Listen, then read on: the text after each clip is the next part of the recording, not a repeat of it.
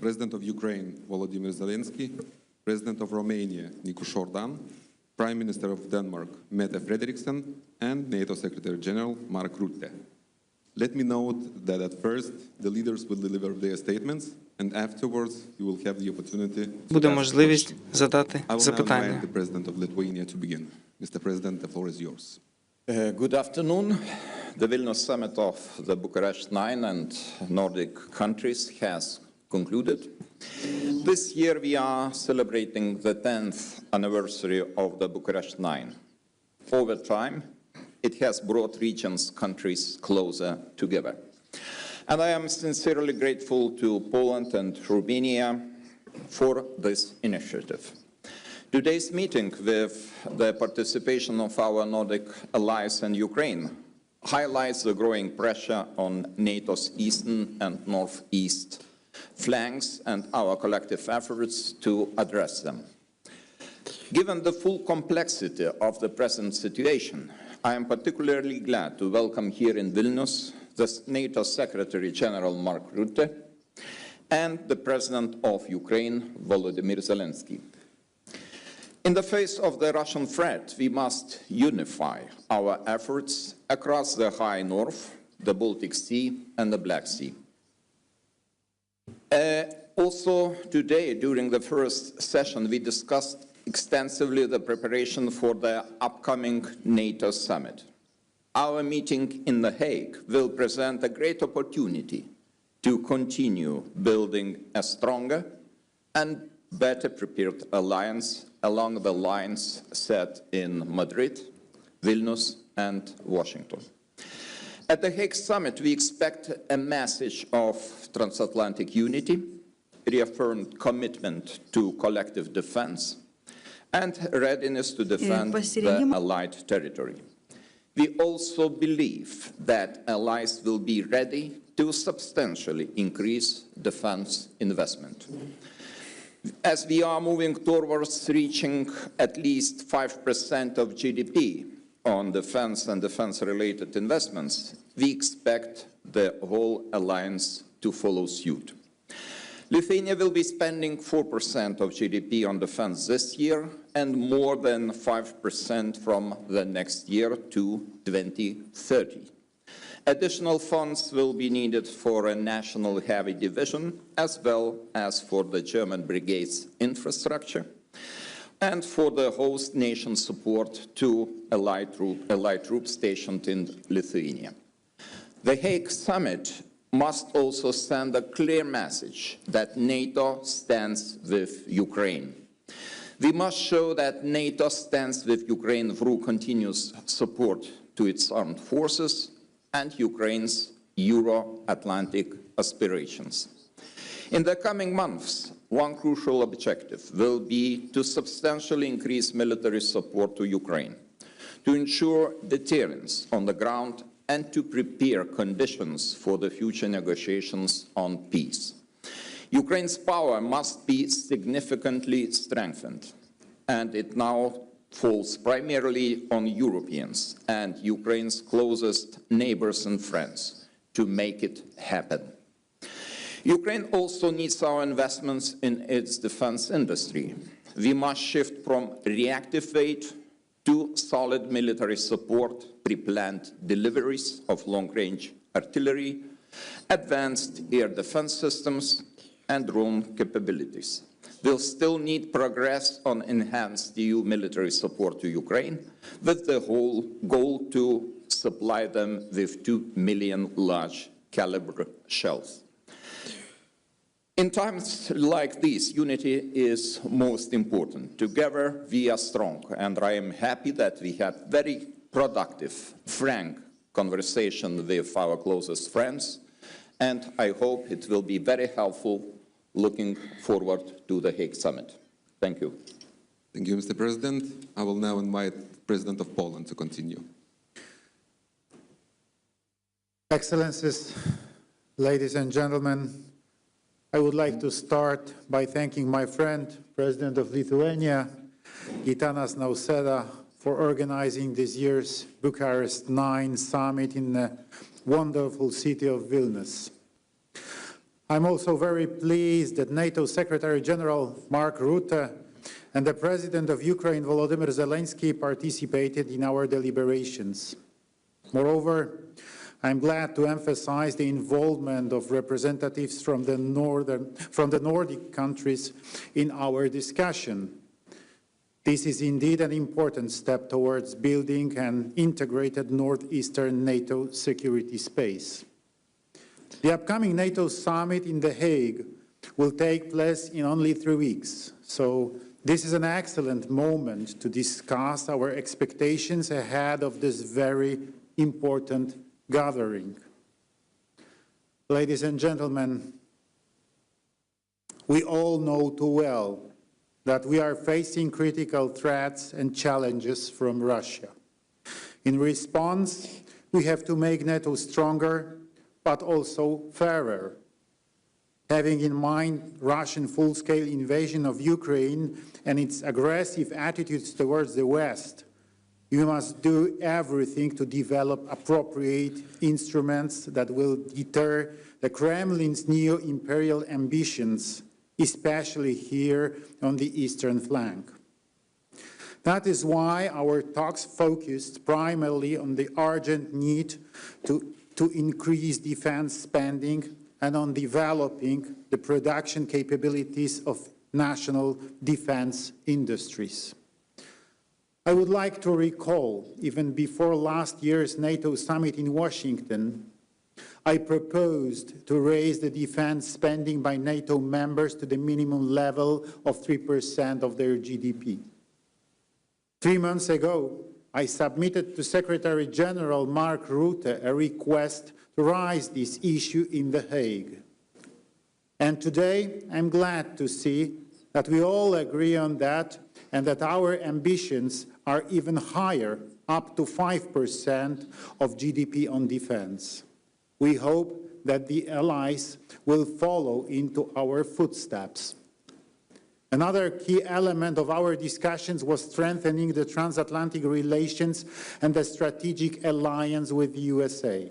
Among our partners in the region, there is a widespread understanding that Europe must take greater responsibility for its own security. But it is critically important to do it not by following mirages of European autonomy, but in close cooperation with the United States. We also had an opportunity to exchange information with President of Ukraine, Volodymyr Zelensky. During our conversation, we addressed very important issues regarding further support for Ukraine in its fight against Russia. Continuing our assistance to Ukraine in various domains, military, political, and humanitarian, is critical to security in Europe and is Ukraine's integrations with Europe and Euro-Atlantic structures, including NATO. Ladies and gentlemen, for me, today's meeting had a special significance, and it was my last opportunity to speak at this forum as President of the Republic of Poland.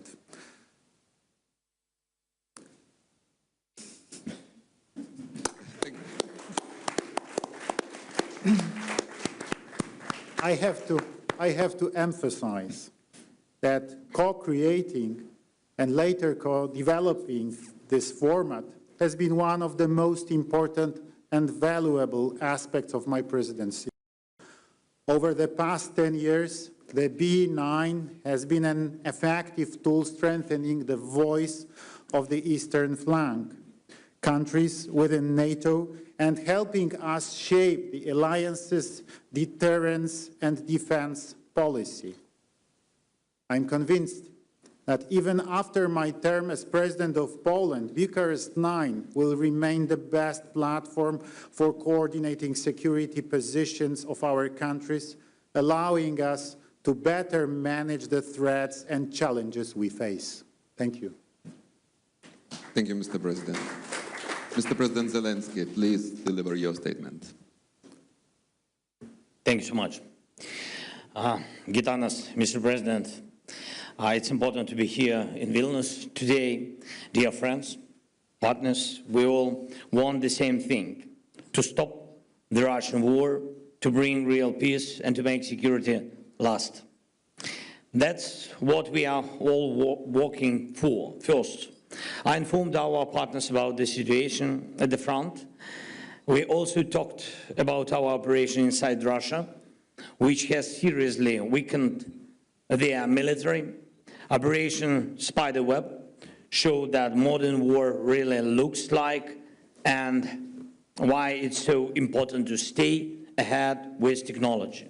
All our joint investments in drone production, all our shared battlefield experience, everything we are doing together with our partners, it's making Europe stronger.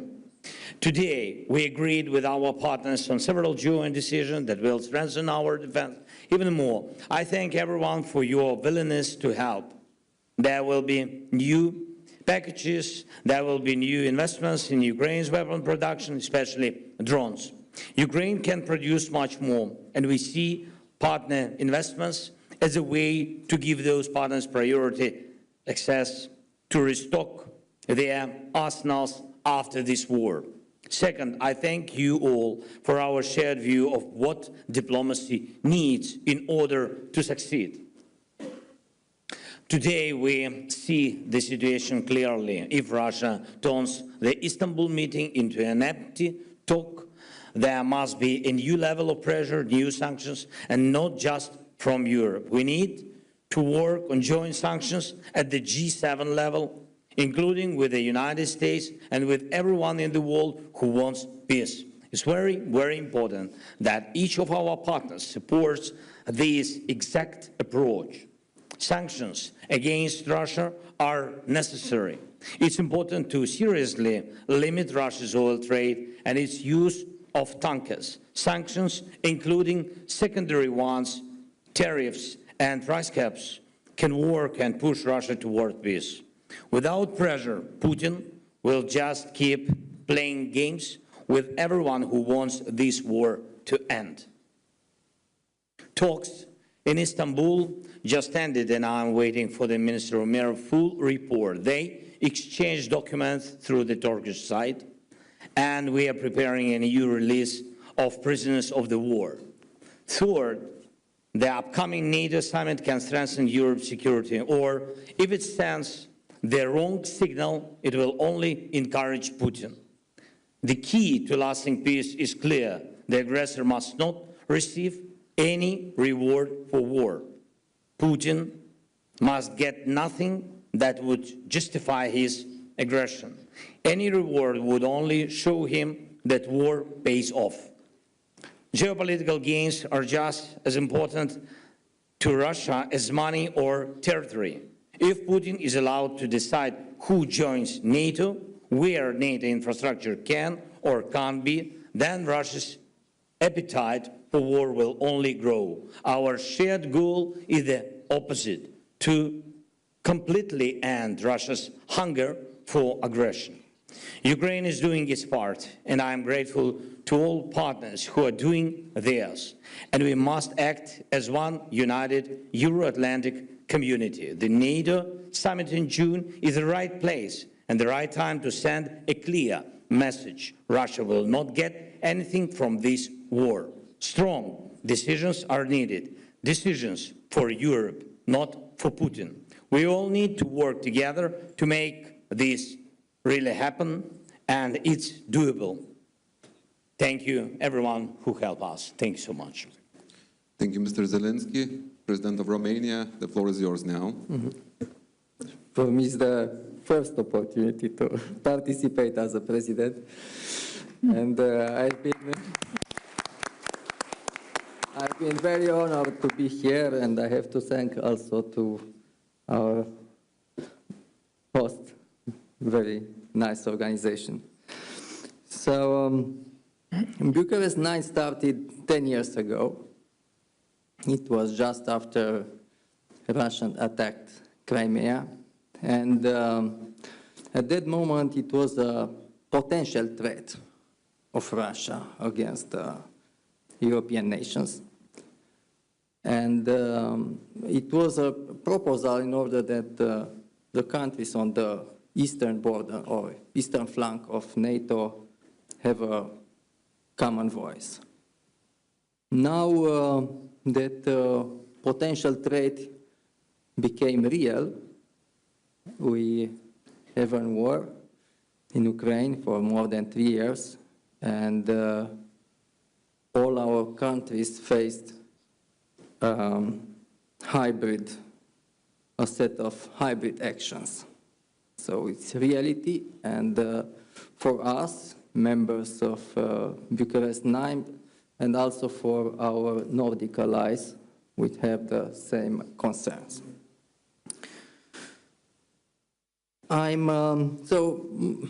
As you know, most part of discussion were in order to prepare the Hague summit, which will be in three weeks from now. And I'm very pleased that most of our participants agreed on very important things, like we need a stronger NATO, we need a stronger transatlantic connection, we have to not only to increase our expenses in defense, but also being able to produce military equipment in order to protect ourselves. And also that, as I said, the threat is not only classical military, but it's, we have very important hybrid actions against our countries. I'm also very pleased that all the participants agreed that we have to continue to support Ukraine.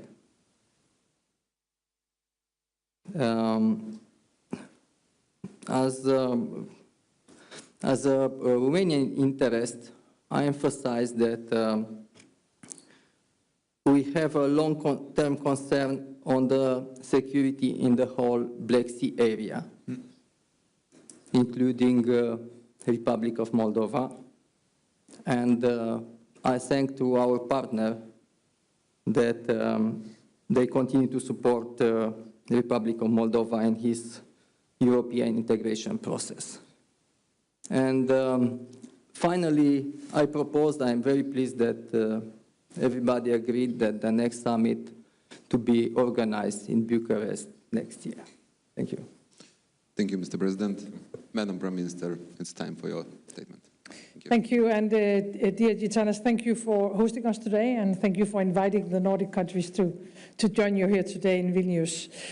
Today's meeting has been about one thing and one thing only: the security of our countries and the security of our continent, deterrence and defense.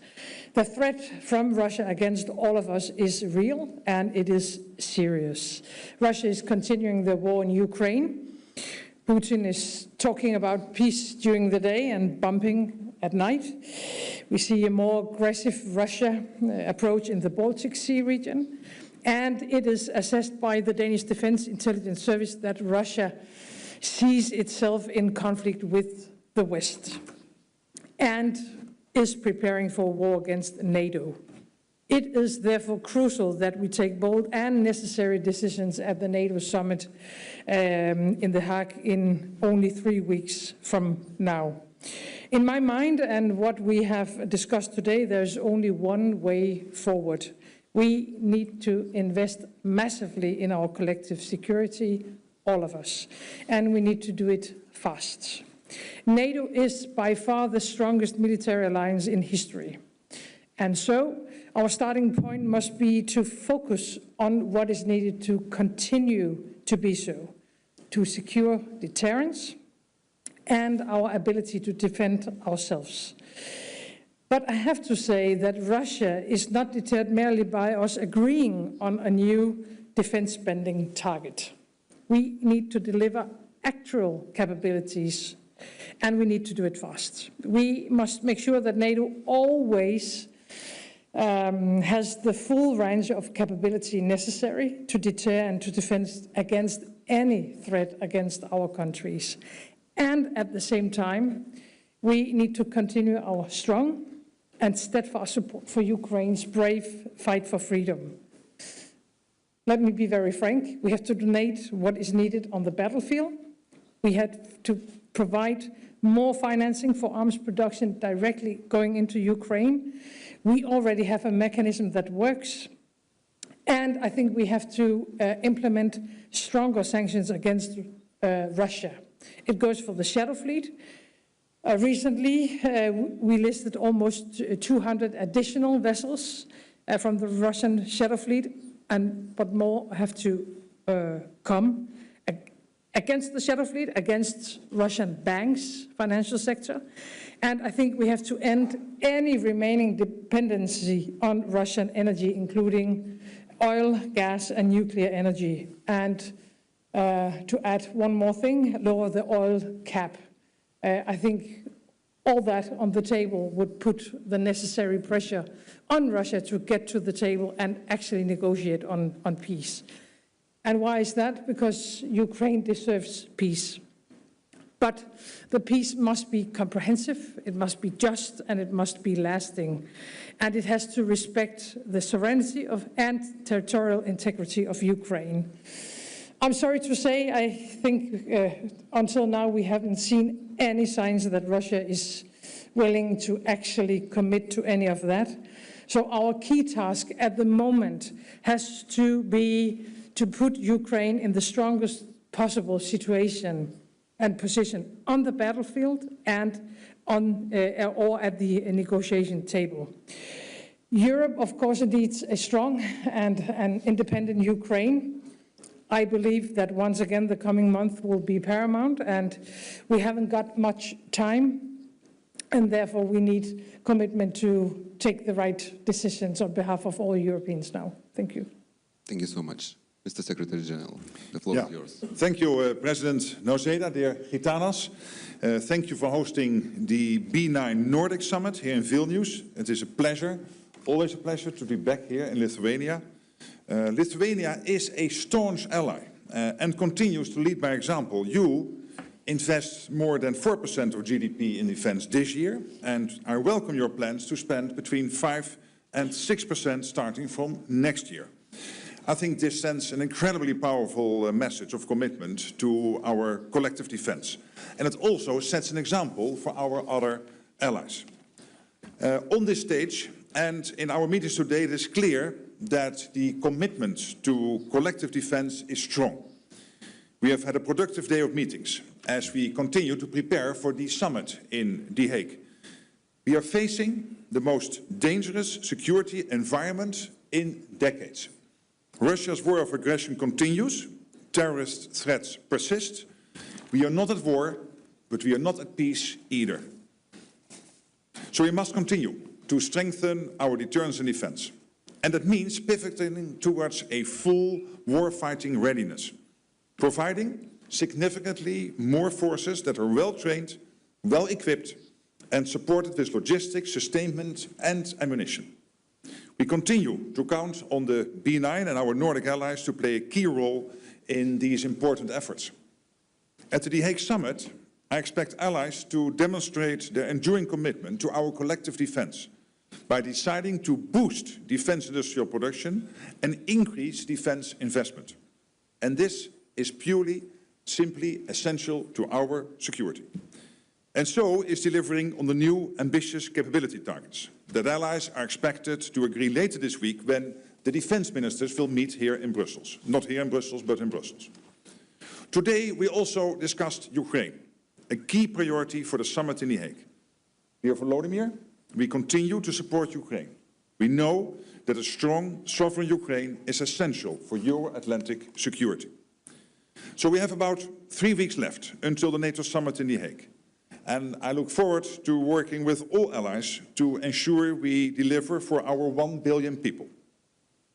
Dear Gitanas, thank you again for your hospitality, your leadership, and your unwavering commitment to our alliance. Thank you, Mr. Secretary General. Dear journalists, we only have time for one question, which can be addressed to all the leaders, or some of them. Please indicate that. Martina, go ahead, please. Hello, Martina Pichelita, news agency ELTA. I have a question to all of you.